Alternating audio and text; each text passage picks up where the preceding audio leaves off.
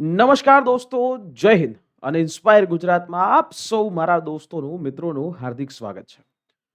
મિત્રો, પશ્ચિમ બંગાળની અંદર હવે ઇલેક્શન કમ્પ્લીટ થઈ ચૂક્યું છે. ભાજપ એટલે કે ભારતીય જનતા પાર્ટીને સ્પષ્ટપણે બહુમત પણ આવી ચૂક્યો છે. 207 જેવી સીટો ઉપર ભારતીય જનતા પાર્ટી પોતે સરકાર બનાવવા તરફ આગળ વધી રહી છે. ત્યારે અત્યારે હાલમાં જે એક કહેવાય કે કેરટેકર સીએમ તરીકે હોવું જોઈએ એવા પશ્ચિમ બંગાળના હવે તો ભૂતપૂર્વ કહી શકાય એવા મુખ્યમંત્રી શ્રી મમતા બેનર્જી એમણે પ્રેસ કોન્ફરન્સ કરી અને એક સ્ટેટમેન્ટ આપ્યું કે હું રાજીનામું નહીં આપું. ભારતીય જનતા પાર્ટી એના ઉપર આરોપો લગાવતા કહ્યું કે જો આ ભારતીય જનતા પાર્ટી છે 100 થી પણ વધારે સીટો એ બેઈમાનીથી એટલે કે ખોટી રીતે ગેરકાનૂની રીતે એ જીતી છે. હું રાજીનામું નહીં આપું. તો અહીંયા પ્રશ્ન ઊભો થાય છે કે શું મમતા બેનર્જી રાજીનામું ન આપે તો એનાથી શું ફરી ચૂંટણી થાય? આની આપણે સ્પષ્ટતા કરીએ અને હવે પછી શું થશે બંગાળની અંદર. હાલની અંદર આપણે વાત કરીએ તો જ્યારે આપણે આ વિડીયો બનાવી રહ્યા છે, વિડીયો શૂટ કરી રહ્યા છે, ત્યારે પશ્ચિમ બંગાળની અંદર શુભેન્દુ અધિકારી કે જે CM candidate Bharatiya Janata party માટે મનાઈ રહ્યા છે, એના પર્સનલ આસિસ્ટન્ટ જેમનું સુરેન્દ્રનાથ રથ છે એમનું મૃત્યુ અને એ પણ પોઈન્ટ બ્લેન્ક રેન્જથી ગોળી મારીને હત્યા કરી દેવામાં આવે છે. એટલે બંગાળની અંદર આમ જનરલી જ્યારે જ્યારે ઇલેક્શન થાય છે ત્યાર પછી બંગાળની અંદર હિંસાઓ છે એ ભડકે છે, પણ એ હિંસાઓ થોડી લિમિટમાં હોય છે. પણ આ વખતે કંઈક અલગ જ જોવામાં આવી રહ્યું છે. હવે એ જોવાનું રહ્યું કે આનો જવાબ કેન્દ્ર સરકાર અને ભારતીય જનતા પાર્ટી એ કેવી રીતે આપશે. એ આગળ આપણે અપડેટ તમને કરતા રહીશું. પણ અહીંયા એક મુદ્દો સમજીએ કે બંધારણની અંદર શું લખેલું છે. શું કોઈ મુખ્યમંત્રી રાજીનામું ન આપે તો અહીંયા ફરી પાછી ચૂંટણી થઈ શકે? શું ફરી પાછી બંગાળમાં ચૂંટણી થશે? શું થશે? કઈ રીતે થશે એને સમજીએ. હવે પહેલી જ વસ્તુ સમજી લો કે ભારતીય જનતા પાર્ટી પાસે 207 જેવી સીટ છે અને બહુમતી પશ્ચિમ બંગાળની અંદર જે બહુમતી માટે આંકડો જોઈએ છે 148. આ 148 નો જે મેજિક નંબર છે એ ભારતીય જનતા પાર્ટી પાસે ઓલરેડી છે. એટલે સરકાર તો એ બનશે ભારતીય જનતા પાર્ટીની એ ફાઇનલ છે. બીજું, ટીએમસી છે એની પાસે 80 સીટો છે. એટલે ટીએમસી જે છે એની પાસે 80 સીટો છે. 148 સીટો એટલે આમ જોવા જાવ તો ડબલ આસપાસ જે છે સીટો એને જોઈએ. પણ એ અત્યારે હાલ ટીએમસી પશ્ચિમ બંગાળમાં એની હાર એ થઈ ગઈ છે. હવે પહેલી જ વસ્તુ કે પશ્ચિમ બંગાળની અંદર મમતા બેનર્જીએ ચોખ્ખું કીધું કે હું રાજીનામું નહીં આપું, મને આ પ્રક્રિયાની અંદર વિશ્વાસ થયો નથી.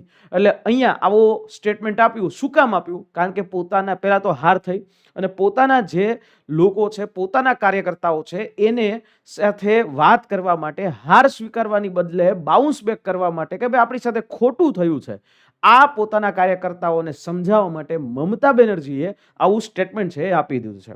મમતા બેનર્જીએ એવા આરોપો લગાવ્યા. 100 થી પણ વધારે બેઠકો છે એ ચૂંટણી પંચે ભારતીય જનતા પાર્ટી સાથે રહીને અમારી આ સીટો છે છીનવી લીધી છે.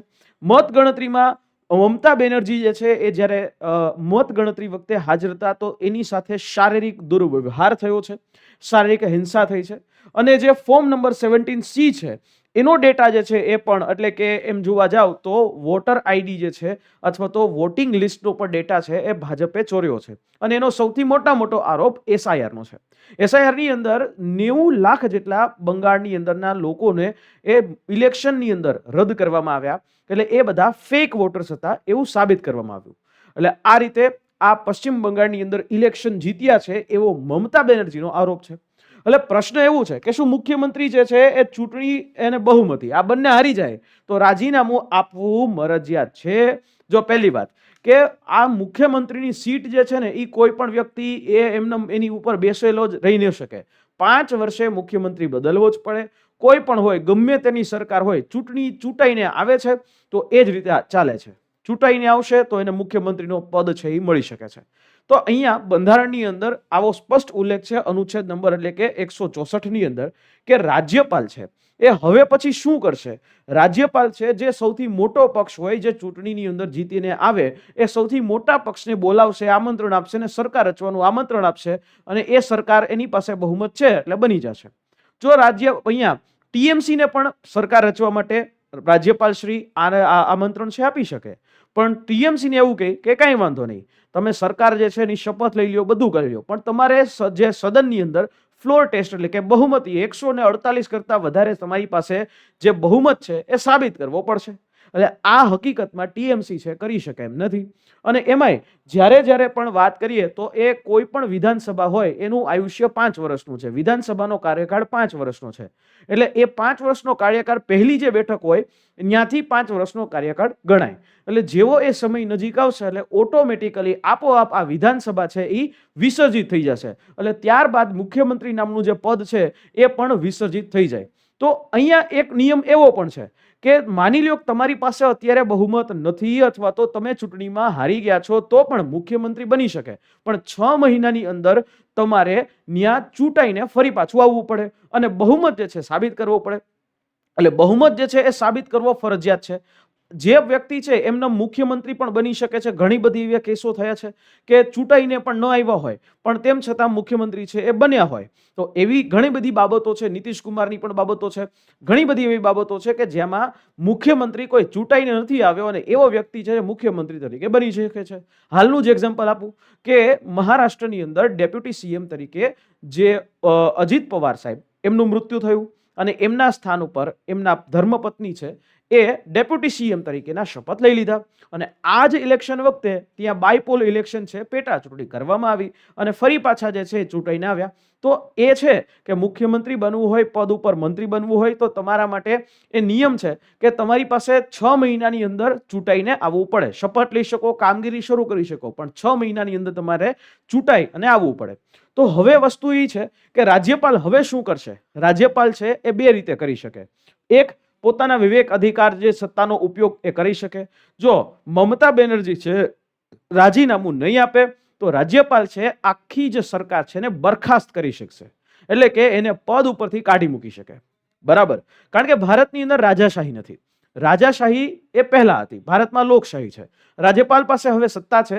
એ પહેલી નજરે આખી સરકારને બરખાસ્ત કરી શકશે અથવા રાજ્યપાલ સાહેબ એવું કહે કે તમે બહુમત સાબિત કરો અને ફ્લોર ટેસ્ટ કરાવો. ફ્લોર ટેસ્ટ થઈ શકે એમ નથી. એટલે વિધાનસભા છે એનો ભંગ કરી અને નવો ફ્લોર ટેસ્ટનો આદેશ એ આપી શકે. અને જેની અંદર જે છે પશ્ચિમ બંગાળમાં ભારતીય જનતા પાર્ટી જે 207-8ના આંકડા સાથે બેઠી છે એને જ જે છે અહીંયા એ બહુમત અને મુખ્યમંત્રી મળશે. એટલે આવી રીતે આ વોટિંગ જે છે એ પણ કરવામાં આવે. હવે ફ્લોર ટેસ્ટ શું છે એક વસ્તુ એ પણ સમજી લ્યો. જ્યારે જ્યારે આવો કોઈ પ્રશ્ન ઊભો થાય, તમિલનાડુની અંદર જે અત્યારે ટીવીકે એટલે કે વિજય થલાપતિની જે સરકાર બની છે તો એમાં પણ એમની પાસે બહુમતીનો આંકડો નથી પણ બહુમતીની નજીક છે. તો એવા મોટા પક્ષને બહુમતી કમ્પ્લીટ કરવા માટે આમંત્રણ આપી અને ફ્લોર ટેસ્ટ સાબિત કરી અને પોતાની પાસે બહુમત છે એવો વિશ્વાસનો મત છે હાંસલ કરી અને કમ્પ્લીટલી સરકાર ચલાવી શકે. એટલે જ્યારે સત્તા ઉપર રહેલો કોઈ પણ નેતા કે પક્ષ પાસે બહુમતી ન હોય તો રાજ્યપાલ એને ગૃહની અંદર બહુમતી સાબિત કરવા માટે કે એટલે બહુમતી સાબિત કરવી હોય તો ગૃહની જે કુલ સભ્ય સંખ્યા છે અહીંયા પશ્ચિમ બંગાળની અંદર 294 છે. તો જે બહુમતી માટે આંકડો આટલો આંકડો 148 કરતા વધારે જો સભ્યો હોય તો અહીંયા સરકાર ચલાવી શકાય. પશ્ચિમ બંગાળમાં ટીએમસી પાસે નથી. બરાબર? જો 10 ધારાસભ્યો ગેરહાજર રહે તો એને કોઈ ગેરલાયક સાબિત કરવામાં આવતા નથી. અને આ જે વસ્તુ હાજર રહી અને મતદાન કરે એના આધારે જે છે નક્કી કરવામાં આવે. એટલે આવી વસ્તુઓ છે એ થઈ શકે છે. એટલે આમ જોવા જાવ તો આ સરકાર ભારતીય જનતા પાર્ટી જ બનાવશે. મમતા બેનર્જીએ પોતાના કાર્યકર્તાઓને શાંત રાખવા માટે, પોતાના કાર્યકર્તાઓનો જો મને જુસ્સો ડાઉન ન થાય એટલા માટે અને પોતાની ઉપર જે છે એ વિક્ટીમ બન્યા છે, જે ભોગ બનેલા છે, આ રીતે એ અત્યારે હાલ પશ્ચિમ બંગાળમાં સાબિત કરવા માંગે છે. સરકાર તો બનશે ભારતીય જનતા પાર્ટીની. ગુજરાતી માટે તો ત્યાં ગર્વ લેવા જેવી બાબત છે. પણ આવી રીતે બિહારની અંદર પણ એક વસ્તુ થઈ હતી 2014-15ની અંદર જ્યારે નીતિશ કુમારે જીતનરામ માંઝી છે ત્યારે મુખ્યમંત્રી હતા. મુખ્યમંત્રી પદ જે છે જીતનરામ માંઝીએ છોડવાનો ઇનકાર કરી દીધો. ત્યારે ફ્લોર ટેસ્ટનો આદેશ રાજ્યપાલ સાહેબ તરફથી મળ્યો. બિહારની અંદર ફ્લોર ટેસ્ટ જ્યારે થાય એની પહેલા જ જીતનરામ માંઝીએ રાજીનામું આપવું પડ્યું કારણ કે એની પાસે બહુમતીનો આંકડો જ નહોતો. બીજું, કર્ણાટકની અંદર એચડી કુમારસ્વામીમાં પણ આવું જ એક કિસ્સો થયો. ભાજપ સાથે ત્યારે એમને એચડી કુમારસ્વામી છે એમની સાથે 20 મહિનાની એક પાર્ટનરશિપ થઈ હતી કે 20 મહિના અમે મુખ્યમંત્રી અને 20 મહિના તમે મુખ્યમંત્રી. તો આવી સમજૂતી જે છે થવા છતાં એચડી કુમારસ્વામીએ આ સમજૂતીનો ઇનકાર કર્યો. બહુમતી ગુમાવી, કારણ કે એમની પાસે બહુમતી નહોતી, બહુમતી ગુમાવી અને રાષ્ટ્રપતિ શાસન, રાજ્ય મુખ્યમંત્રી તો જતા રહ્યા અને રાજ્યમાં રાષ્ટ્રપતિ શાસન લાગુ કરવામાં આવ્યું. એવી રીતે ઉત્તર પ્રદેશમાં 1998 ની અંદર કલ્યાણસિંહ વર્સિસ જગદંબિકા પાલ એક કેસ છે, એમાં પણ થયું કે રાજ્યપાલે રાતોરાત જગદંબિકા પાલને શપથ અપાવ્યા મુખ્યમંત્રીના, અને એક દિવસના મુખ્યમંત્રી જગદંબિકા પાલ રહ્યા. પણ પછી સુપ્રીમ કોર્ટે અહીંયા ઇન્ટરવીન કર્યું. સુપ્રીમ કોર્ટે અહીંયા મધ્યસ્થતા કરી અને કીધું કે ફ્લોર ટેસ્ટ કરાવવો પડશે. ફ્લોર ટેસ્ટ થયો અને કલ્યાણસિંહે બહુમતી સાબિત કરી. કલ્યાણસિંહ છે એ અહીંયા મુખ્યમંત્રી બને છે, જગદંબિકા પાલ છે એ ઉતરી જાય છે. એવી જ રીતે ઉત્તરાખંડમાં ઉત્તરાખંડની અંદર અને અરુણાચલમાં હરીશ રાવત અને નવાબ તુકી કે જેણે પોતાના ધારાસભ્યોએ બળવો કર્યો, નેતા પદ અને જે પક્ષના લીડર ઓફ ધ હાઉસનું નેતા પદ છે છોડવાનો ઇનકાર કર્યો, મુખ્યમંત્રી તરીકેનો છોડવાનો ઇનકાર કર્યો.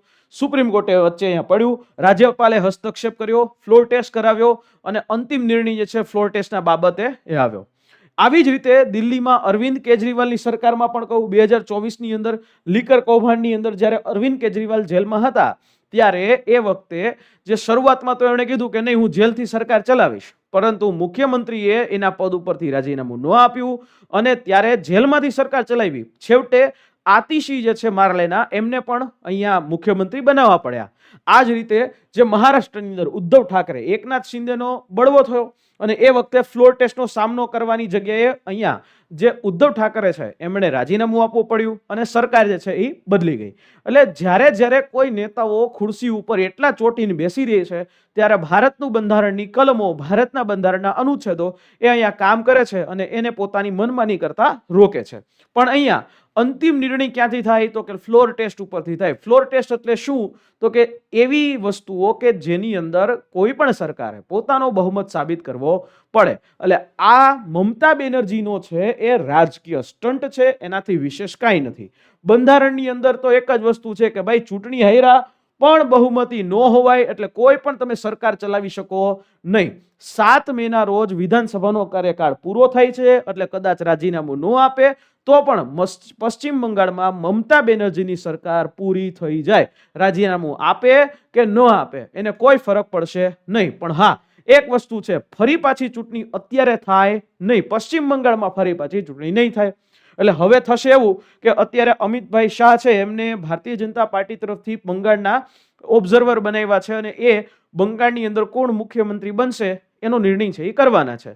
9 મે સુધીમાં જે ભાજપ છે રાજ્યપાલ સમક્ષ સરકાર બનાવવાનો એ દાવો છે એ રજૂ કરી શકે છે અને આવનારા સમયમાં સરકારના શપથ ગ્રહણ સમારોહ છે એ પણ થાય છે. એટલે આમ જોવા જાવ લોકશાહી છે અને આ લોકશાહીમાં આંકડા જ સર્વોપરી છે. આંકડાથી વિશેષ કાંઈ નથી. તમારી પાસે બહુમત છે તો તમે સરકાર રચવા માટે એલિજિબલ છો, તમે સરકાર રચવા માટે લાયક છો. દોસ્તો, આશા રાખીએ આ માહિતી જે છે તમને મજા આવી હશે, સમજાઈ હશે અને અમારી આ યુટ્યુબ ચેનલને સબસ્ક્રાઇબ કરી લેજો જેથી કરીને અમે આપ સૌ સુધી આ જ પ્રકારની રસપ્રદ માહિતી પહોંચાડી શકીએ. મળીશું આવા કોઈ નેક્સ્ટ સેશનની સાથે. ત્યાં સુધી જય હિન્દ, જય ભારત.